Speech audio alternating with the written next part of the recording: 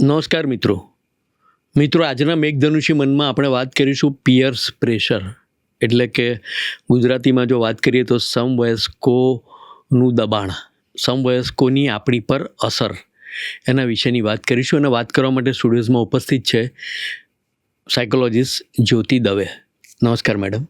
નમસ્તે sir. Madam, સાદી ભાષામાં સમજાવવું હોય તો પિયર્સ પ્રેશર એટલે શું? નોર્મલ બેઝ ઉપર જોઈએ તો પીએ પ્રેશર એટલે એક એજના સમવયસ્કો હોય જેમાં ઇન્ફ્લુઅન્સ થાય, પોઝિટિવ પણ હોય નેગેટિવ હોય, એ ગ્રુપમાં રહેવા માટેનું દબાણ કે મને આ વસ્તુ આ લોકો જોડે જ મળે છે, અને એમાં ઘણી વખતે પોઝિટિવ અને નેગેટિવ દબાણ હોય છે. તો પીએ પ્રેશરને તમે એવી રીતે લઈ શકો કે જે ફ્રેન્ડ છે, ક્લાસમેટ હોઈ શકે, કલીગ્સ હોઈ શકે, એમના નેબર બી હોઈ શકે કે એમના રિલેટિવ્સ બી હોઈ શકે, એમને સરખી હોબી હોય, અધરવાઇઝ તો સરખું કંઈક મળતું હોય એના લીધે એ લોકો એકબીજા જોડે કનેક્ટ થયા હોય એને તમે પિયર કહી શકો. અને pressure it is a different, positive અને નેગેટિવ. પણ પિયર એટલે સમવયસ્ક જે અલગ અલગ એજના હોય, નાનપણથી માંડીને એજ એક હોય છે ત્યાં સુધી અલગ અલગ લોકોનું ગ્રુપ મળે છે. એમાં અલગ અલગ એજના અલગ અલગ હોબી, અલગ અલગ પર્સનાલિટી, અલગ અલગ રીતે વ્યક્તિ જોડે જોડાણ થાય, તો એને તમે પિયરમાં લઈ શકો. અને પછી આવે છે એમાં પોઝિટિવ અને નેગેટિવ પ્રેશર. બરાબર છે.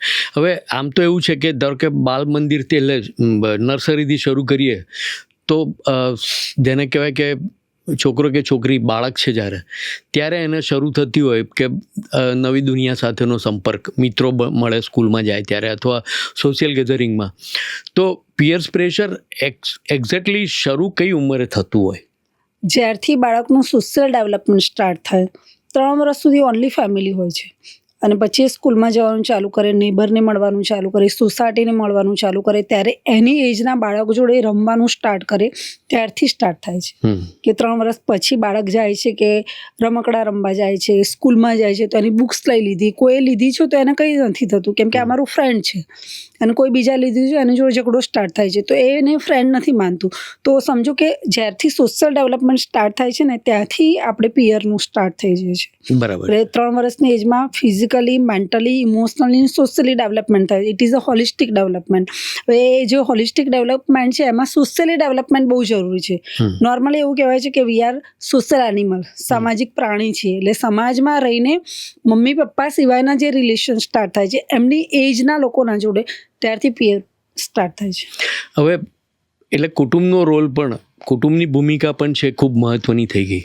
કુટુંબની ભૂમિકા એક રિલેશન છે કે જેમાં આપણું ડીએનએ કનેક્ટ છે, જેમાં આપણા લોહીના રિલેશન છે, તે આપણે સારું ખોટું બધું જ કહી શકીએ છીએ. જ્યારે ફ્રેન્ડના રિલેશનમાં ફિલિંગ આવે છે, ઇમોશનલી અટેચમેન્ટ આવે છે, એ લોકો એકબીજાને સમજતા થાય છે કે અમુક વસ્તુ પેરેન્ટ્સને નથી કહી શકતા, અમુક લોકો વડીલોને ના કહી શકાય, ત્યારે એમના ફ્રેન્ડ જોડે વાત કરે છે, એમાંથી ઇન્ફ્લુઅન્સ થાય છે અને બધા કનેક્ટ થાય છે કે આ વસ્તુ મારી જોડે થાય છે, તારી જોડે થાય છે, ચલો આપણે બંને મળી જઈએ, લિંકઅપ થાય છે.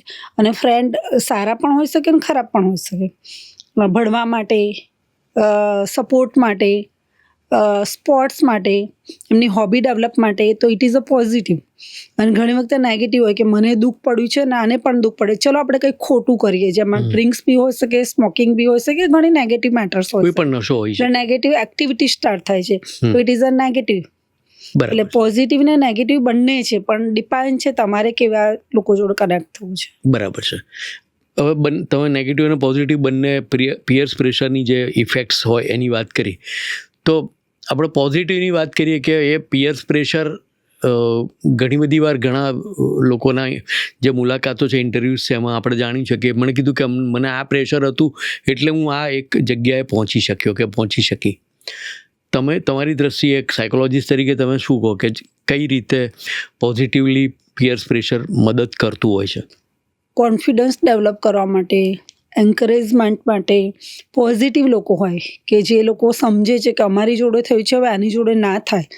બધાના મમ્મી પપ્પા નાનપણમાં નથી મરી ગયેલા હોતા, પણ ઘણાના મરી જાય પછી એ સમજાવે છે કે પેરેન્ટ્સ એટલે શું. It is a positive. ઘણી બધી વસ્તુ એવી છે કે જે એમને સહન કર્યું છે તો એમના ફ્રેન્ડને ના કરવા દે કે આ વસ્તુ કરવાથી તને નેગેટિવ થશે. ભણવાના ટાઈમે ભણી લે, ટાઈમ મેનેજમેન્ટ કરી લે, સ્ટડીનો ટાઈમ સ્ટડીને આપ. જે પણ બેઝ છે, આપણે હમણાં હાલ તો વર્ક કરી રહ્યા છીએ બચ્ચાઓ જોડે, સ્ટુડન્ટ્સ જોડે, તો મોસ્ટલી રિલેશનશિપ તો ઘણા બધા કહે છે આમાં ના પડીશ, તારો ટાઈમ ના વેસ્ટ કરીશ, તું ભણવા પર ફોકસ કર, તું કરિયર પર ફોકસ કર, તારી લાઈફને જો, તારા પેરેન્ટ્સે પૈસા ખર્ચ્યા છે તો તું એમાં વર્ક કર. તો ઇટ ઇઝ અ પોઝિટિવ. ઘણા બધા સમજી જાય છે અને બધાને સમજાવતા હોય છે કે આ વસ્તુ મેં કર્યું છે તો નેગેટિવ છે, પણ ઘણા બધાને એવું છે મેં કર્યું છે મારો ફ્રેન્ડ બી બરબાદ થવો જોઈએ, ત્યારે એ નેગેટિવ આવી જાય છે. તો એઝ એ સાયકોલોજીસ્ટ મને એવું લાગે છે કે ઘણી બધી વખતે છે ને આપણે કલેક્ટ કરી શકીએ બધું જ. ઇન્વેસ્ટમેન્ટ ઓનલી મનીનું નથી હોતું, ઇમોશનનું બી હોય, ફિલિંગનું બી હોય. તમારો એક મિનિટ તમારા માટે બહુ ઇમ્પોર્ટન્સ છે. તો ફ્રેન્ડ ની જે રિલેશન સ્ટાર્ટ થાય છે એમાં વાઇઝલી કે એક સમજી વિચારીને ફ્રેન્ડ બનાવો, જેથી તમને ઇમ્પોર્ટન્સ ખબર પડે કે તમે ટાઈમ બગાડો છો તો બીજા ના બગાડે તો એને કેટલું બેનિફિટ થશે. તો એ સમજીને વિચારીને જો તમે ફ્રેન્ડ બનાવો છો, તમારો કોઈ પણ પ્રોબ્લેમ છે એને શેર કરો, તો એ લોકો તમને એડવાઇસ આપે છે, ત્યાં પણ તમને ખબર પડે છે કે આ વસ્તુ કરવાથી બેનિફિટ નથી, નેગેટિવ છે, કરી લીધું છે, હવે નથી કરવું. તો એ વખતે એમને ક્લિયર રહેવું જોઈએ, સેલ્ફથી અવેર થઈ જવું જોઈએ કે ના આ વસ્તુ ખોટી છે અને હું કરીશ તો મારી લાઈફ બગડશે. તો ત્યાં બહુ વર્ક કરે છે ફ્રેન્ડ. બરાબર છે. મિત્રો, આપણે મેઘધનુષી મનમાં વાત કરી રહ્યા છીએ જ્યોતિ મેડમ સાથે, જેઓ એક ક્લિનિકલ સાયકોલોજીસ્ટ છે. મેડમ, એક સવાલ એવો થાય કે પિયર્સ પ્રેશર માટે સોસાયટીની કોઈ ઇમ્પેક્ટ હોય છે, સમાજની કોઈ ભૂમિકા હોય છે એમાં? આપણો જે ઇન્ડિયન સમાજ છે એમાં વેલ્યુઝ વધારે છે, અને વેલ્યુઝ કરીને ઘણી બધી એવી બાબતો છે જે પેરેન્ટ્સ જોડે, જે એલ્ડર જોડે, જે આપણાથી મોટા જોડે નથી કરી શકતા. એટલે એ લોકોને એમના એજના લોકો જોડે વાત કરવાથી ઘણી બધી વખતે એવું લાગે છે કે અહીંયા વાત થશે. તો આ જે આપણી ભૂમિકા છે as a parents, as a આપણે ભારતીય નાગરિક તરીકે ઘણું બધું એવું છે કે વેલ્યુઝને સાઈડમાં મૂકીને ઘણી બધી વાતો ક્લિયર કરવી જોઈએ કે પ્યુબર્ટી એટલે શું, કયા એજમાં કયા પ્રોબ્લેમ થશે, તો તમારે કેવી રીતે ક્લિયર. ખાલી ને ખાલી બચ્ચાઓ મોસ્ટલી એવું માને છે કે પેરેન્ટ્સ એટલે સ્ટ્રિક્ટ, પેરેન્ટ્સ એટલે ધમકાવે, પેરેન્ટ્સ એટલે નેગેટિવિટી. ઘણા બધા બચ્ચાઓના માટે મેં સાંભળ્યું છે કે મેમ પેરેન્ટ્સ નથી સમજતા, ઓપન માઇન્ડેડ નથી.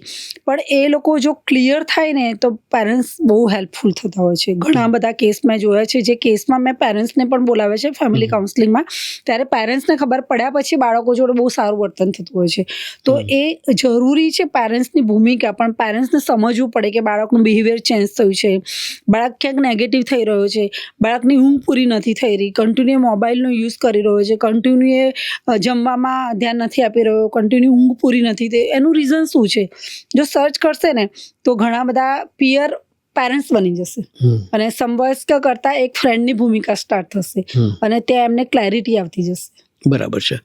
હવે આ પિયર્સ પ્રેશરમાં ધારો કે આપણે આમ તો એવું કહેવાય કે સમવયસ્ક શબ્દ જ પિયર્સ માટેનો ગુજરાતી શબ્દ સમવયસ્ક છે, પણ એમાં કોઈ રેન્જ ખરી કે ધારો કે 3, 4, 5 વર્ષનો ડિફરન્સ પણ હોઈ શકે, એવા પિયર્સ પણ હોઈ શકે? આમ તો મોસ્ટલી એવું કહેવાય છે સમવયસ્ક એટલે એજ પ્રમાણે એક સમાન ઉંમર જ હોય. સમાન ઉંમરના લોકોના નેચર સમાન જેવા થતા હોય છે, એટલે પિયર કહે છે.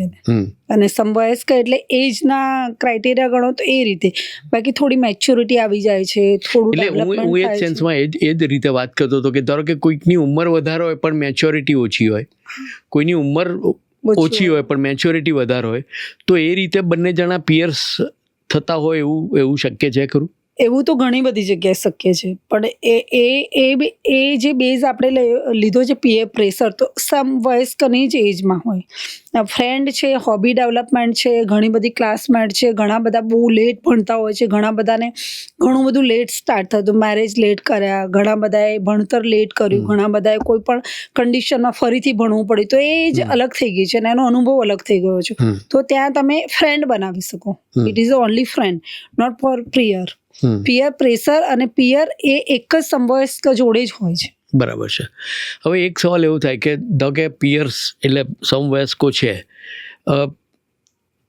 ધ કે એને કોઈ એવી પણ વ્યક્તિ છે કે જેને બહુ ઓછા જણ જોડે ફાવે છે, પણ પ્રેશર તો છે જ, ધ કે એનું પણ પ્રેશર છે એને કે મને બહુ ઓછા સાથે ફાવે છે. બરાબર છે. તો આને દૂર કેવી રીતે કરી શકાય? કારણ કે આ પ્રેશર છે ને એ અત્યારે જે દાખલાઓ જાણીએ છીએ આપણે સમાજમાં અને ઘણી બધી દુનિયાના ઘણા બધા દેશોમાં, કે આ પ્રેશર ખૂબ વધી રહ્યું છે ધીરે ધીરે, તો બચી કેવી રીતે શકાય આનાથી? સૌથી પહેલાં સેલ્ફથી અવેર થવું જોઈએ. તમારી પર્સનાલિટી કદાચ ઇન્ટ્રોવર્ટ છે અને તમે લોકોનો ટ્રસ્ટ નથી કરી શકતા. જરૂરી નથી કે તમે એક્સટ્રોવર્ટ હોય તો જ સોસાયટીમાં તમને એક્સેપ્ટ કરશે. તમે ઇન્ટ્રોવર્ટ છો, તમારા કામથી મતલબ રાખો છો, સમજવું છે, જાણવું છે, તો લોકો જોડે કોન્ટેક્ટ કરવો જ પડશે. જો એ કોન્ટેક્ટ કરતા દરમિયાન એમને આઈડિયા આવ્યો છે કે ઘણા સારા છે, ઘણા ખોટા છે, કેમ કે સારી નર્સી બહારની દુનિયા તો છે જ છે, એમાં તમારે વર્ક કરવું છે, પૈસા કમાવા છે, લોકો જોડે વર્ક કરવું જરૂરી છે, સોસાયટી જરૂરી છે, સમાજ જરૂરી છે, કે તમારી પ્રોફેશનલ લાઈફમાં જરૂરી છે. તો ત્યાં તમારે પોતાની સેલ્ફને એક્સપ્લોર કરવું જોઈએ. અને ઇન્ટ્રોવર્ટ ગુજરાતીમાં કહેવત બી છે કે ન બોલવામાં નવગુણ, બોલે એને બોર વેચાય. તો આ બંને કહેવતને અનુસરીને વર્ક કરવું જોઈએ. જ્યારે જરૂરી લાગે છે તો એ લોકો જોડે વર્ક કરો, નથી જરૂર લાગતું તો પ્રોફેશનલ રિલેશન રાખો. જરૂર નથી બધા જોડે તમે પર્સનલ થઈ જાઓ. બરાબર છે. એટલે તમે આમ ક્યાંક ને ક્યાંક કંઈક રીતે વાત કરી કે વિવેક બુદ્ધિ હોવી જોઈએ કે ભાઈ મારા સંબંધો કેવી રીતે રાખવા છે મારા સમવયસ્કો પિયર્સ જોડે. તો મને લાગે જો એ વિવેક એકવાર કેળવાઈ ગયો, ખબર પડી ગઈ કે આ આવું કરવાનું છે ને આ નથી કરવાનું, તો સમસ્યા ઓછી થાય એવું લાગે. પછી વધારે ખબર પડે છે કે આ નથી કરવાનું, આ કરવાનું છે. પણ જો તમે એ ખોટું કે સારું કર્યા પછી ખબર પડે છે એવું પણ હોય છે. હા, પણ એ વસ્તુ અનુભવથી પણ શીખાય ને ઘણી વખતે એક્સપિરિયન્સ વગર પણ શીખાય છે. નોર્મલ કહેવાય છે કે મેરેજમાં તો ગયા છીએ, ભલે મેરેજ નથી કર્યા, એટલે આપણને આઈડિયા છે કે સોસાયટી એટલે કેવી છે. અને વિવેક વેલ્યુઝ ને રિસ્પેક્ટ ને આ બધું નાનપણથી શીખવાડે છે. વિવેકમાં રહેવાનું, ખોટું નહીં બોલવાનું, સાચું ખોટાની ભૂમિકા શું છે એ સમજાવતા હોય. તો પણ બધા કરે છે. ડ્રિંક મોસ્ટલી બધા કરે છે. ખબર છે કે કેન્સર થાય છે, ખબર છે કે વધારે પડતું બહારનું ફૂડ ખાવાથી ડાયાબિટીસ થઈ શકે છે, ઘણી બધી વખતે ઓબેસિટી થાય છે, ઘણા બધા. પણ જ્યારે તમારી અંદર તમારો પોતાનો કંટ્રોલ હોય, સેલ્ફથી અવેર થવું. હું વારંવાર આ વસ્તુ યુઝ કરું છું કે સેલ્ફથી અવેર થઈ જાઓ કે તમારી નીડ શું છે, તમારી ડિઝાયર શું છે. તમે ક્લિયર થશો તો તમને કોઈની જરૂર નથી. અને કોઈની જરૂર ક્યાં છે? સપોર્ટ સિસ્ટમમાં છે. બાકી તો તમારે શું કરવું છે, તમારું પોતાનું એમ છે, તમારી ડિઝાયર છે, તો તમે એ વસ્તુ ક્લિયર કરો કે સેલ્ફથી અવેર થઈ જાઓ. ઘણી બધી ટેકનિક શીખવાની જરૂર. ટેક્ટિક્સ મેટર છે ડિલે, કે અત્યારે નહીં, 10 મિનિટ પછી એ વ્યક્તિનો વિચાર ચેન્જ થઈ જ જવાનો છે. કોઈ પણ વસ્તુ છે ને કન્ટિન્યુ નથી રહેતી. ગુસ્સો, પ્રેમ, લાગણી, ઇમોશન, આ બધું 10-15 મિનિટ. એ 10-15 મિનિટ સાચવી ગયા ને તો તમે ગમે તેવો પિયર હશે, ગમે તેટલો ગંદો હશે, તો પણ તમે સારું કરી શકશો. કેમ કે એ વ્યક્તિ તમારા માટે ઇમ્પોર્ટન્સ છે, એની હેબિટ નથી. તમારી પાસે કોઈ એવા કેસ, આપણે કોઈ નામ દીધા વગર વાત કરીએ, કે કોઈ એવા કેસીસ આવે છે કે જેમાં પિયર્સ પ્રેશરે પોઝિટિવ ઇમ્પેક્ટ આપી હોય? યસ, ઘણા બધા એવા બી કેસ છે સર કે જેમાં એ સમજાવે છે કે ટાઈમ મેનેજ કરવો જોઈએ. તમારી જે પણ એમ છે, તમારી જે ગોલ છે એને કેવી રીતે ફૂલફિલ કરશો તો જલ્દી તમારા ગોલ સુધી પહોંચી શકશો. એવા બી કેસ છે મારી જોડે હમણાં રિસન્ટમાં જ છે કે ખબર છે એના ફ્રેન્ડને કે ટાઈમ બગાડી રહ્યા છો, રાત મોડા સુધી સૂઈ રહ્યા છો, તો એ કહે છે કે વહેલા ઉઠવું જરૂરી છે. તમારા બીજા જે XYZ પર્સન છે એ એના ફ્રેન્ડને એવું બી કહે છે કે તમારે જે કરવું છે એ તમે સ્ટાર્ટ કરો. કેવી રીતે કરશો? 0થી સ્ટાર્ટ કરો.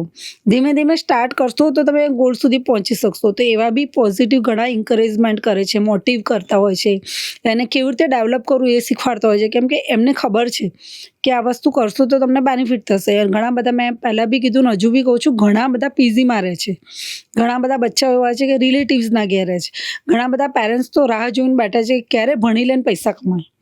ત્યારે એ જે અહીંયા રહે છે, અમદાવાદના છે, જે ઘણા બધાને ઘર છે, ફેમિલીઝ છે, એ લોકો સમજાવે છે કે તમારા પેરેન્ટ્સ તમારી રાહ જોઈ રહ્યા છે, તમે કંઈક કરો. તો એ પોઝિટિવ છે.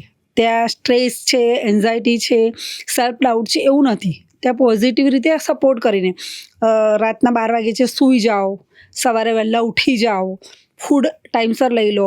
આ કર્યું કે ના કર્યું? તમે આજે ઇન્ટરવ્યૂ આપવાના તો એમાં શું કર્યું એવું પણ ફ્રેન્ડ પૂછતા હોય છે. તો ઇટ ઇઝ ગુડ. એટલે પોઝિટિવ આમ તો જોઈએ તો મિત્રતાની વ્યાખ્યામાં એ પણ આવે છે કે એ પિયર્સના પ્રેશર તમે સહન કરીને જ પછી તમે 2, 3, 4 કે 5 જે મિત્રો છે એમાંથી તમે 1 કે 2 મિત્રો થઈ શકે તમારા. અને આપણા ગમતા વિષયો હોય અથવા ગમતી જે લાગણીઓ હોય, સરસ રીતે વ્યક્ત કરી શકતા હોય કોઈની જોડે, તો એ શક્ય છે કે એમાં મિત્રતા એ જ રીતે થતી હોય. સમાન ગુણ અને સમાન વિચારસરણી. પણ મોસ્ટલી અત્યારની જે એજ છે, અત્યારની જે જનરેશન છે, એમાં મોસ્ટલી ટાઈમ વેસ્ટ બહુ કરે છે. સખત. અને રિલેશનશિપ કન્ટિન્યુ સ્ટાર્ટ થઈ ગયા છે. એક એજ પછી એ લોકોને હોર્મોન્સ વર્ક કરી રહ્યા છે એવું નથી. અમારે આને ફ્રેન્ડ છે તો મારે કેમ નથી, XYZ પર્ટિક્યુલર હું વર્ડ નહીં યુઝ કરું, પણ ફ્રેન્ડશિપના પણ એક ઢાંચા સ્ટાર્ટ થયા છે કે છોકરી હોવી જોઈએ, છોકરો હોવો જોઈએ, આ ફ્રેન્ડ હોવી જોઈએ. હમણાં ઇક્વાલિટી છે, ઇટ ઇઝ ઓકે. ઇક્વાલિટીમાં પણ ઘણી બધી મર્યાદા છે.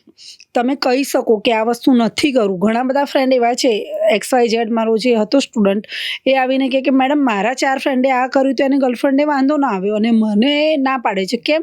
તો એને ખબર જ નથી કે વેલ્યુઝ શું છે. રિસ્પેક્ટ રિલેશનની નથી હવે રહી.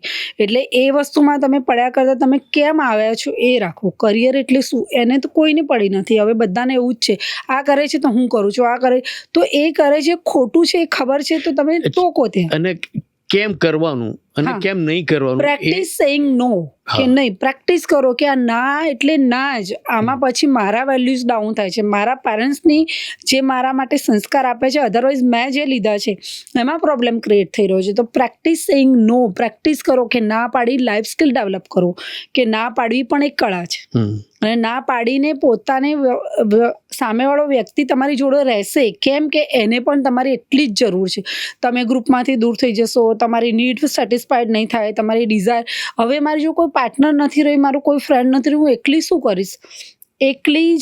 એકલા જ આવે છે ને એકલા જ જવાનું છે. એમાં જે ગ્રુપ છે એ જરૂરી છે, પણ કેટલું જરૂરી છે? તમે જરૂરી છો, તમારી સેલ્ફ જરૂરી છે. એ સૌથી પહેલાં ડાઉટ જે છે ને સેલ્ફનું, કે હું એકલા શું કરીશ, મારી લાઈફનું શું થશે, કશું જ નહીં. બધું સારી રીતે થાય છે, પણ પહેલાં ક્લિયર થવું જરૂરી છે. બરાબર છે. એટલે મિત્રો, મેઘધનુષી મનમાં આપણે જે વાત કરી આજે પિયર્સ પ્રેશર, અને મેડમે જે રીતે વાત કરી કે ભાઈ ઘણું બધું બદલાઈ રહ્યું છે, પણ તમારે તમારી જે જગ્યા છે, તમારી જે વેલ્યુઝ છે, તમારી જે સમજ છે, તમારો જે વિવેક છે, એને યોગ્ય રીતે વાપરી અને આમાં આગળ વધવું જોઈએ. પિયર્સ પ્રેશરને કેવી રીતે લેવું જોઈએ, તમારે કેટલું પોઝિટિવ છે, શું નેગેટિવ છે, એ વિવેક તમારે જાતે જ કેળવવો રહ્યો. અને એ રીતે જો આગળ વધો તો મને લાગે છે કે કોઈ સમસ્યા ના થાય. તમારું શું કહેવું છે મેડમ? સેલ્ફથી અવેર થવું જોઈએ. તમારે પ્રેક્ટિસ કરવી જોઈએ ના પાડવાની. તમે ફ્રેન્ડ વાઇઝલી યુઝ કરો કે હા કરી લીધા છે, ખબર પડે છે, પછી ધીમેથી એનાથી છૂટી જાઓ કે ના અહીંયા જરૂરી. પછી તમે છે ને તમારી સેલ્ફને ડાઉટ નહીં કરો કે હું તમારી જેટલી ઇમ્પોર્ટન્સ છે એટલી સામેવાળાને તમારી ઇમ્પોર્ટન્સ હશે જ. તમે ખોટું કરશો અને જોડે રહેશે તો તમે એ તમારો પ્રોપરલી ફ્રેન્ડ છે જ નહીં. એ તમારી લાઈફને ક્યાંક ને ક્યાંક ડિસ્ટ્રોય કરી રહ્યો છે. જોડે જોડે છે ને બૂસ્ટ કોન્ફિડન્સ, પોતાનો કોન્ફિડન્સ છે ને ડેવલપ કરો કે હું કહું તો એક કહે તો તમારે કરવું છે નેગેટિવ, તો તમે પોઝિટિવ કહે તો એ સામેવાળો કરે એટલા ડેવલપ થાવ. તમે સેલ્ફને એક્સપ્લોર કરશો ને તો તમે સામેવાળા તમારું માનશે જ માનશે, એ 100% ક્લિયર છે. પણ જ્યાં નેગેટિવ થવા માંડ્યું છે એ તમને, જો તમે એને ફ્રેન્ડ માનતા હો તો એને પણ કંટ્રોલ કરી શકો. જો રિયલમાં પિયર આટલું સારું બનતું હોય ને તો તમે નેગેટિવ ને પોઝિટિવ બંને પાસાઓ જુઓ અને પોતાની સેલ્ફને સમજાવો કે વેલ્યુઝ એટલા માટે જરૂરી છે કે નાનપણથી શીખવાડ્યા છે. ખોટું ના બોલવું જોઈએ, ચોરી ના કરવી જોઈએ, ખરાબ ના કરવું જોઈએ, કોઈનું જેવું તેવું વસ્તુ ઉપાડીને ના લાવવું જોઈએ, ટાઈમ વેસ્ટ ના કરવો જોઈએ. આ બધું નાનપણથી પેરેન્ટ્સ પણ શીખવાડતા હોય છે. અને ફ્રેન્ડ બી એવું કહે છે, મમ્મી રોકે છે, મારા પપ્પા બી રોકે છે, તારા પપ્પા બી રોકે છે, તો ત્યાં દુશ્મનાવટ નથી કરવાની. ત્યાં સમજવાનું છે કે આ એજમાં આ લોકો કેમ આટલા એન્સિયસ છે, સ્ટ્રેસ એ લોકોને કેમ પડી રહ્યો છે, કેમ કે એમના બાળકોનું કંઈક સારું થાય એટલા માટે કરી રહ્યા છે. તો પિયરનું એટલું જ માનો કે જેટલું જરૂરી છે. નથી જરૂરી તો એને પણ ક્લિયર કરો કે આ ખોટું છે, હું નહીં કરું તો તું પણ નહીં જ કરે. બરાબર છે. જોડે રહીને તમે એને પણ સમજાવી શકો. બિલકુલ. એટલે મિત્રો, મેડમ જે રીતે વાત કરી રહ્યા છે અને ઘણા બધા પ્રશ્નો છે, આપણે જે દર વખતે જુદા જુદા એપિસોડમાં જુદા જુદા વિષય પર વાત કરીએ છીએ. મેડમ ખૂબ સરસ રીતે પિયર્સ પ્રેશરને કેવી રીતે તમારે સહન કરવું જોઈએ અથવા કેવી રીતે એનો સામનો કરવો જોઈએ તેની વાત કરી. રેડિયો એલજી વતી હું આપનો આભાર માનું છું. Thank you sir. Thank you.